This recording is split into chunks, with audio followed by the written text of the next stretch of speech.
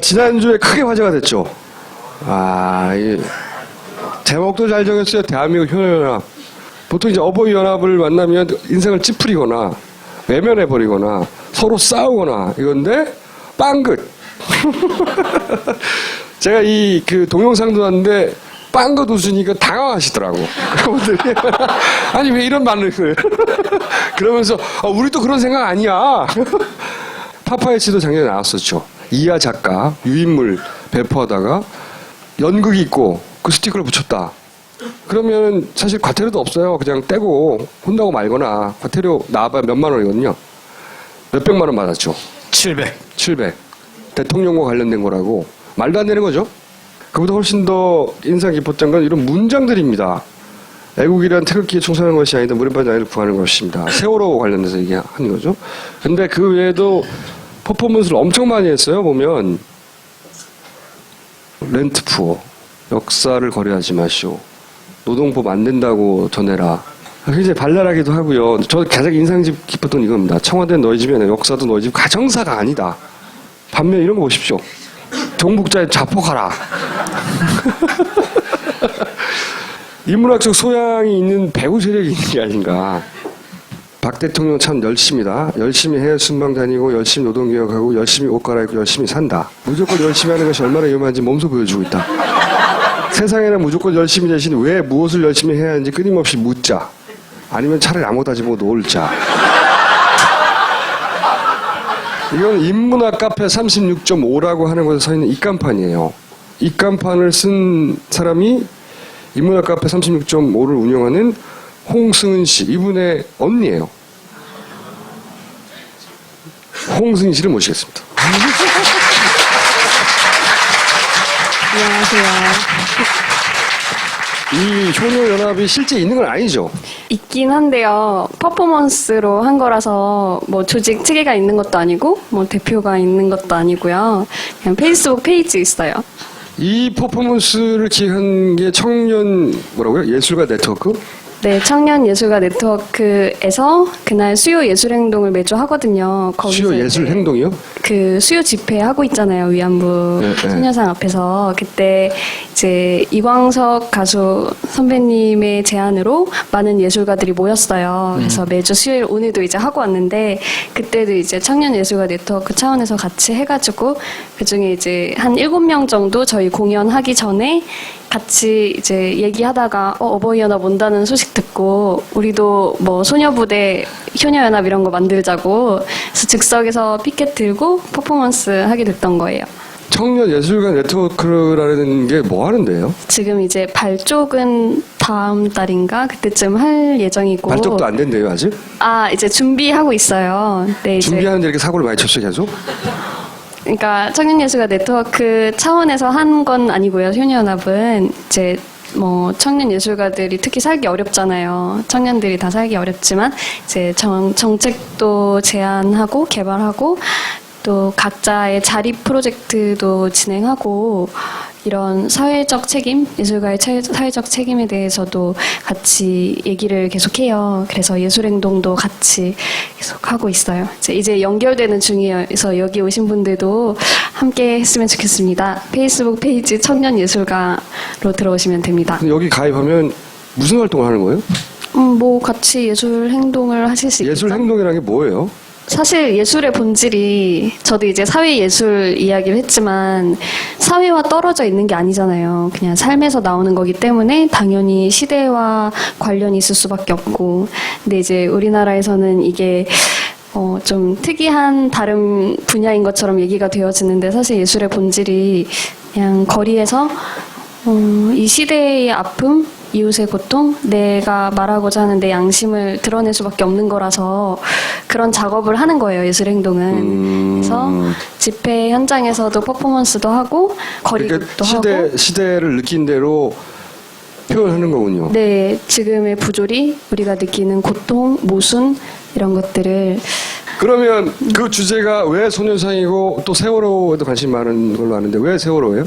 세월호 같은 경우에는 지켜주지 못한 거잖아요. 그러니까 우리가 역사를 지키는 이유는 세월호 같은 일들이 반복되지 않기 위해서 오늘 살아가는 우리를 스스로 지키기 위해서 역사를 공부하고 역사가 기록되고 인류가 발전해 온 거잖아요. 근데 세월호 참사는 우리가 눈앞에서 지켜주지 못했던 거고 공동의 책임이 다 있고 그래서 지금 무너진 역사이기 때문에 가장 아픈 일이었던 것 같아요. 그래서 거리로 나오게 됐고 소녀상도 마찬가지로 역사의 관점에서 네, 소녀상도 할머니들 그 소녀 때 지켜주지 못했잖아요. 그러면 역사라도 잘 지켜줘서 다시는 이런 일이 없도록 하기 위해서 전쟁이 일어나지 않기 위해서 우리가 지켜야 되는 건데 지금 또 거래를 하려고 하는 거잖아요. 그래서 이걸 막지 않으면 더 큰 폭력이 앞으로 더 있을 거라고 생각해서 또 그 할머니들의 고통 돌아가신 분들의 고통을 생각하게 되더라고요. 안 시켰는데 하는 거죠 지금. 네, 이걸 엄마가 너 나가봐 이런 거 아니죠. 마음이 시킨 거죠. 뱉어져 나오는 것 같아요. 이렇게 눈물이 울컥 나오는 것처럼 솟구치고 뱉어져 나오고. 그래서 이렇게 표현할 수밖에 없다. 네. 그래서 그런 사람들이 모인 게 청년예술가 네트워크고 지금은 7-8명밖에 안 된다고요?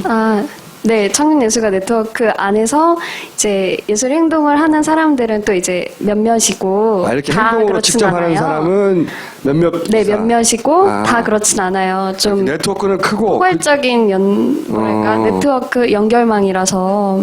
그럼 그분들은 예술 행동이라고 부르는 거예요? 네, 예술 행동, 그러니까 뭐라고 저희끼리 막 부르지는 않는데, 이제 거기서 연결이 돼서 만난 사람들이, 이거 할 사람 해서 그때 모여서, 합시다 해서 아까 그러면 것도. 좋아요.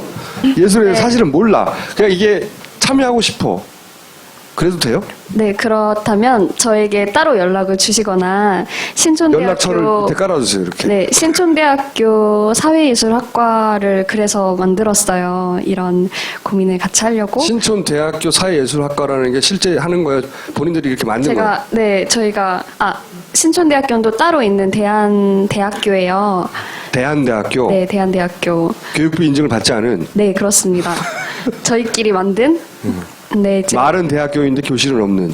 교실이 있긴 있어요. 잘 갖춰지지는 않지만, 그래서 사회예술학과에서 말씀하신 그런 다양한 실천 방법도 연구하고, 또 진정한 내 안의 예술가 깨우기. 그래서 내가 표현하고 싶은 진심을 표현하는 게 예술의 본질이잖아요. 그래서 전 대자보 이런 것들이 조금만 더 나아가면 이게 예술이 된다고 생각하거든요. 그래서 되게 쉬운 거고 누구나 할 수 있고, 그래서 2월부터 계절학기 시작해요. 관심 있으시면 수강 신청하시면 학교 딱 됩니다. 질색인데 나는. 공부하고 그런 계절학기 거. 4주 과정인데 아니 그러면 나가서 이거만 하는 게 아니라 일단 그거 공부를 해야 돼요? 같이 프로젝트식으로 진행을 해요. 같이 이런 정세에서 정세 공부도 하고 우리가 그럼 어떤 이슈로 어떻게 표현을 하는 게 가장 효과적일까 이런 것도 회의도 하고. 학비도 있어요? 학비가 세 과목에 12만 5천 원입니다. 반에 반값. 돈도 들구나. 그럼 네. 돈 내고 배우고 나서 그러나 겨우 이걸 할 수 있는 거예요? 그냥 하면 안 돼 이거? 아니요. 되게 많은 분들이 지금도 계속 같이 하고 계시고 되게 좋아요. 네. 그래요? 그럼 추천합니다. 그런 거 한번 해보고 싶다. 그러면 어디 뭐 홈페이지나 주소 같은 거 있어요? 네, 페이스북에서 신촌대학교 검색하시면 되고 청년예술가 네트워크는 청년예술가 자, 검색하시면 관심 있는 돼요. 분들은 하시고 거기서 결국 이 효녀연합이라는 아이디어가 탄생해서 사실은 어버이연합이 하고자 했던 일을 일거에 다 무너뜨린 거죠. 아이디어 하나로 청년 행동, 예술 행동으로. 사실은 효녀연합은 즉흥적인 아이디어였던 거죠. 현장에서 네, 나온. 즉흥적인 근데 퍼포먼스. 앞으로도 써먹기 있어요. 좋네요. 아니 어버이들에게 효녀라고 이렇게 접근하면 효녀 꺼져 그럴 수는 없잖아. 그날 좀 무섭지는 않았나요? 어버이연합 분들 오셨을 때. 되게 무서운 반, 뭔가 설레임 반. 그랬어요. 설레임. 뭔가 이렇게 멀리서만 봤잖아요. 그래서 막 뭔가 그 유명한 어버이연합을. 네.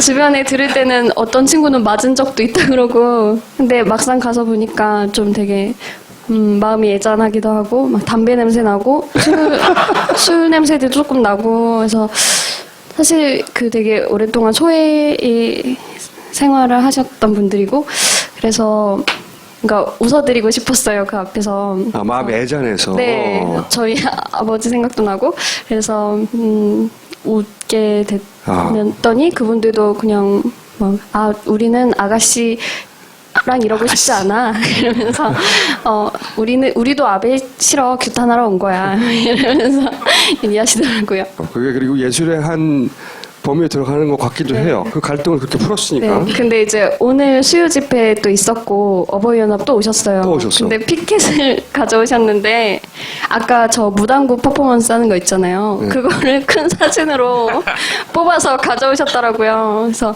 이게 정상적인 사람이냐고 막 이러면서 그리고 제가 뭐 어디 인터뷰할 때 아버지한테 그걸 보여드렸는데 아버지가 너 지금 북한 핵실험 했는데 쓸데없는 짓 하지 말라고 했던 걸 인터뷰에 말했는데 그거를 똑같이 인쇄를 해오셔서 뭐 부모 말도 안 듣는데 어떻게 무슨 효녀냐? 아니 이거를 피켓으로 만들어서 나름 저쪽 가져오셨더라고요. 전략을 짰네. 네, 그래서 피켓도 되게 잘 새로 만드시고 네. 대형 전략 재밌겠는데요? 이 대결 재밌겠습니다. 네. 그래서 편지 써서 드렸어요? 네. 두 번째 제가 사실 이게 더 궁금했어요. 그러니까 홍승은 씨라고 네. 언니 이 굉장히 인상적인 입간판을 세운 이분을 직접 모시고 싶었는데 멀어서 못 오셨어요? 왜 두 분 다 고등학교를 안 갔으며 그러고 나서 왜 이런 길로 두 분 다 들어선 거예요? 언니랑 저랑 둘 다 좀 사실 되게 평범하고 보편적인 그런 가정에서 자랐는데 사실 좀 힘든 적이 많았어요. 저희 세대는 거의 좀 부모님들이 사이가 잘 안 좋으신 것 같은데 특히 저희 집도 좀 부모님이 자주 다투시기도 했고 이런 말 해도 되는지 모르겠지만 아버지가 보시겠죠? 그러니까 특별히 우리 집이 막 굉장히 화목하고 그런 게 아니었다는 네, 거죠. 그러니까 되게 힘들게 어린 시절을 보냈어요. 언니랑 저랑 둘이서 의지하면서 이제 그렇게 힘든 시기를 청소년기를 특히 되게 힘들게 보내면서 그걸 극복하는 과정에서 좀 뭐랄까 우리처럼 힘든 사람들, 우리처럼 어디선가 방치된 채 울고 있을 아이들 눈에 보이지 않지만 어디선가 지금 이 시간에도 그런 친구들이 있을 거라고 생각을 항상 했던 것 같아요. 언니랑 저랑. 그러니까 언니랑 이 저랑. 이유를 물었더니 부부 싸움을 많이 하면 이렇게 된다는 거네. 참고하겠습니다. 부부 싸움을 많이 했더니 자매가 이렇게 훌륭하게 돼버린 거예요? 아니요. 부부싸움은 아니고 좀 부모님이 그래도 딱 하나 어렸을 때 되게 사랑을 많이 해주셔서 두 분은 싸웠지만 네, 사랑을 싸웠지만, 많이 해주. 네, 되게 그래도 그런 부부 싸움을 하되 사랑을 많이 해줘라.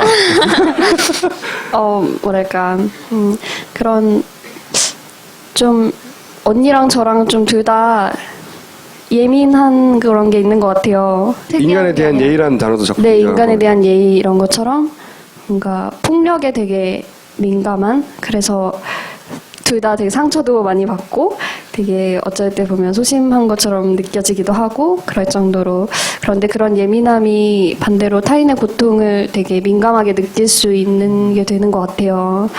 그래서 그게 항상 원동력이었던 것 같아요. 내가 힘들어도 옆 사람이 더 힘들 것들이 느껴지니까 그 힘으로 계속 하게 됐던 것 같아요. 고등학교는 왜 안 갔어요, 그럼 둘 다? 것도 그런 틀에 박힌 것들 그리고 하루하루를 자유롭게 살고 싶은데 고등학교에 가면 그렇게 못 하잖아요. 3년 동안 로봇처럼 이 공부만 하고 싶지도 않았고 그래서 안 갔어요. 왜 일반적으로 회사 취직해가지고 그런 길은 안 갔어요? 특수교실에 잠깐 일을 했었어요. 학교 졸업하고 장애인 청소년들이랑 그 그림을 통해서 좀 소통하는 게 되게 좋더라고요. 그래서 그런 것들을 같이 나누고 싶어서 특수교실 잠깐 취직을 했었는데 어쨌든 특수교실도 고등학교라는 그 제도권 안에 있는 거고 그게 너무 힘들더라고요. 정말 아이들을 위한 게 뭘까 이랬을 때 학교는 결국 이 아이들을 훈련시켜서 좋은 상품이 되게 하는 곳인 것 같았어요. 그래서 학교를 나오고 언니랑 같이 이 카페 같이 하기도 네, 했었군요. 처음에 같이 이제 하다가 어. 저는 이제 네. 예술 행동을 하기 네, 위해서. 그렇죠. 두 분이 세상에 대한 공부는 어떻게 하셨어요? 어떤 맞아요. 방식으로? 아, 그냥 그 촛불 집회 때 2008년에 그때 제가 19살이었고 그때 장애인 이동권 예산이 엄청 삭감되고 있을 때였고 88만 원 세대가 나올 때 그때 언니랑 둘이서 같이 공부를 했었어요. 우리가 그 공부를 해야겠다. 쇠고기 촛불 집회요? 네. 그때부터 관심을 가지게 돼서 이거 다 사회로부터 배운 거네요? 네, 집회 현장에서 되게 민주주의를 배웠던 것 같아요. 그때 촛불 집회 끝나면 335 막 이렇게 모여서 남아서 사람들이 토론하고 그랬어요. 네. 저는 그때가 너무 좋았거든요. 막 광화문 광장에서 다시 만나요. 그 노래 있잖아요. 그것도 지금도 들으면 되게 눈물이 나고 그럴 정도로 너무 좋은데 그때 되게 느꼈던 것 같아요. 아, 이게 본질이구나. 이렇게 광장에서 사람들이 모이고 민주주의라는 게 이런 거구나. 그리고 정치가 정말 근본적인 문제구나. 그래서 그때부터 정치를 제대로 알아야 사회가 진짜 복지될 수 있고 모든 사람들이 행복하게 살 수 있는 환경을 만들 수 있겠구나. 그래서 그때부터 같이 언니랑 공부했었어요. 책도 읽고 뭐 세미나도 다니고 또 이런저런 단체들에 되게 가입 많이 해가지고 여기저기 다니면서 세미나도 하고 네. 그 시대가 험악한 게 이런 결과를 내기도 하네요.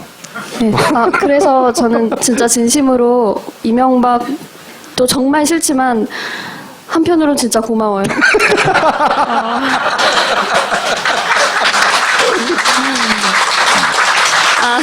왜냐면 그냥 옛날에 전 노무현 대통령 때까지만 해도 그때는 정치에 관심도 없었고 그냥 잠들어 있었단 말이에요. 제 삶이 변하지 않았을 거예요. 그냥 일상의 굴레에서 사람들이 원래 있는 통념대로 제 삶의 기준을 맞추면서 그렇게 살았을지도 몰라요. 근데 지금은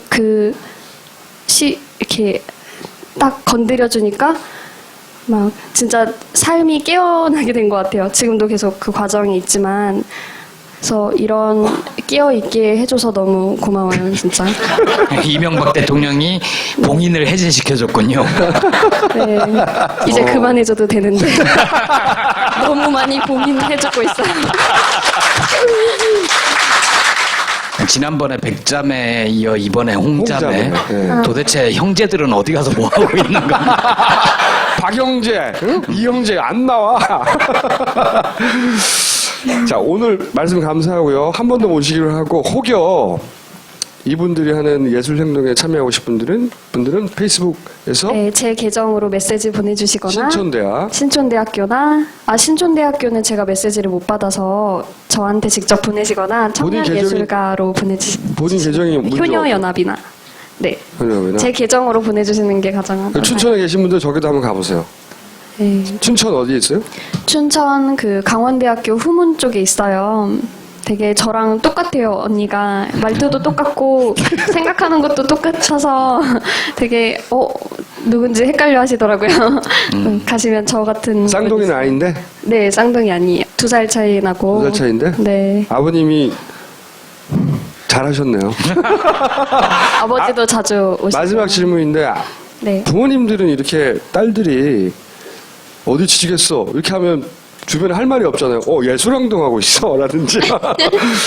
부모님들은 뭐라고 안 그러세요? 본인들의 행동에 대해서? 어머니 같은 경우에는 진짜 사랑이 많으세요. 물론 아버지도 많으시지만 어머니는 그래서 원래 박정희 대통령 되게 좋아하셨는데 저희가 막 설득해서 지금은 되게 저희 응원해 주세요. 제가 광화문이라 그러면 어유 그래 우리 민주투사 화이팅 이렇게 해주시고 아버지 같은 경우에는 겉으로는 너 북한 조심하라고 막 이러면서 북한을 직접 조심하라고. 그러니까 뭐 종북 조심해 막 이러시면서도 제 기사 난 것들 막 다 스크랩해서 페이스북에 올리시고 또 막 들어보면 제 자랑을 엄청 하고 다니신다고 하더라고요. 그리고 저한테 이제 요즘에 계속 승희야 너 뭐 괜찮니? 이러면서 걱정도 해주시고 또 그래도 난 너가 자랑스럽다고 너가 그러니까 순수하고 올바른 말 하는 거라고 아버님의 평소 정치관하고는 다른 거네요, 그죠? 네, 다르지만 어머님하고도 다르고.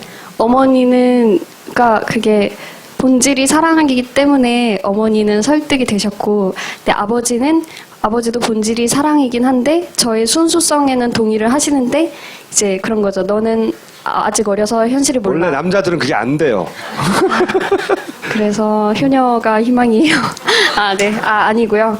어쨌든 하여튼 아버지도 마음 깊숙이는 알고 계세요. 그래서 이런 지금 아버지랑 되게 소통의 과정이거든요. 이런 걸 거치면서도 어버이 연합과도 소통이 되지 않을까 이런 꿈 같은 상상을 하기도 하는데 편지의 답장이 올진 모르겠어요. 어버이 연합을 상대하는 이 이상이 없는 것 같은데. 그죠? 그분들 외로운 분들이거든요. 네. 실제로. 그분들한테 왜 담배 냄새하고 술 냄새 나는 줄 아세요? 기다리는 시간 동안 그걸 하는 나름대로 소송 사명감을 걸겠죠. 가지고 하시는 분들이라서 사명감도 있긴 있겠죠. 네. 있는 분들도 있겠죠. 물론 사람마다 다르겠지만 제가 꼭 모시고 싶었던 건 우리나라 평균적인 이 세대가 가는 길이 안 가는데 근데 행복해 보이잖아요? 한번 보시라고. 그리고 그 행복해하는 힘의 정체가 뭔지 파악해 보려고 했는데 오늘은 실패했어요. 오늘은 부부싸움 정도 파악했고요. 언니까지 같이 불러서 백자매하고 같이 넷이 불러서. 왜냐면 백자매도 저는 보면서 다 주장하는 내용을 떠나서 사람들 참 잘 컸다는 생각을 했거든요. 백남기 씨. 알겠습니다. 오늘 말씀 감사합니다. 감사합니다.